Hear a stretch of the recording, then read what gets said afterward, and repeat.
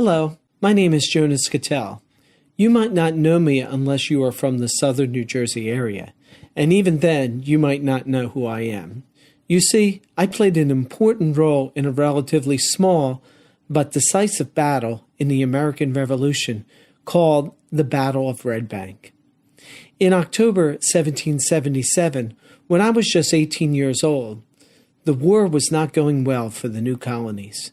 Philadelphia was occupied by British and Hessian soldiers. The one thing the colonies had going for them was a naval blockade on the southern end of Philadelphia, held by two forts, Fort Mifflin on one side of the Delaware and Fort Mercer on the other side of the Delaware River. In order to get supplies up the Delaware River, the British needed to capture at least one of these two forts. That's exactly what they intended to do on October 22, 1777. British and Hessian soldiers marched into Haddonfield, New Jersey, where I worked as an apprentice blacksmith. The soldiers arrested me and a number of other troublesome characters. During the night, I overheard a few of the soldiers talking about a sneak attack by land at Fort Mercer. You see, the soldiers at Fort Mercer were unsure if an impending attack would come by sea or land. Does this sound familiar to the story of Paul Revere? We'll get back to that. The next morning, the troops set out toward Fort Mercer and released us troublesome characters. What the British and Hessian soldiers didn't know was that I knew the area between Haddonfield and Fort Mercer better than anyone. Being part Lenape Indian, I had been running and hunting all my life in this area. I ran as fast as I could through 10 miles of back roads and marshlands, avoiding the attackers, to warn the brave colonists at Fort Mercer of the attack. After my warning, the revolutionaries quickly turned their cannons away from the Delaware River to face the sneak attack and constructed some booby traps. You see, the colonists only had 400 men to fight off over 1,200 British and Hessian soldiers. But in the end, it was Hessian Colonel von Donop who was surprised and surrendered to the colonists under Colonel Christopher Green in a decisive victory that only lasted 40 minutes. The colonists had only suffered 37 casualties compared to over 514 Hessian casualties.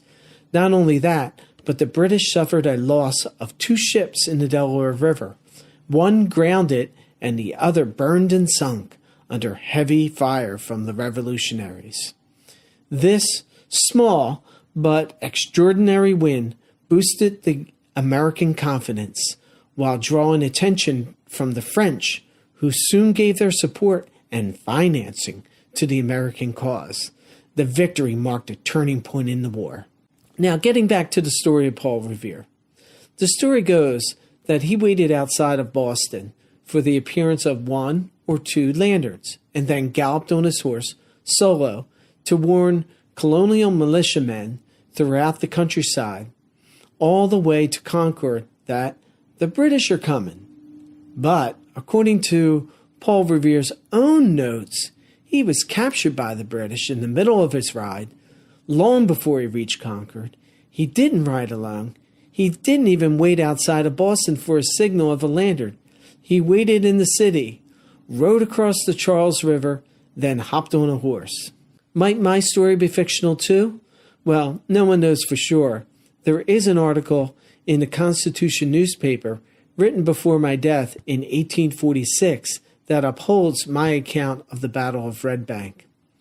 But Colonel Green left no written notes about my help, but they didn't like him much either. You see, Colonel Green allowed African American and Indians like me into his regiment. He was killed later in the war by loyalists in a brutal way.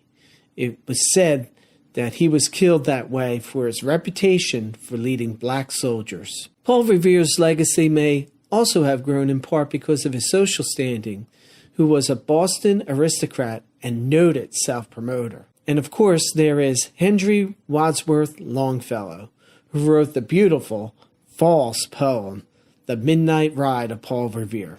I am half Native American, and an illiterate woodsman. I could have gotten the short staff because of my racing class.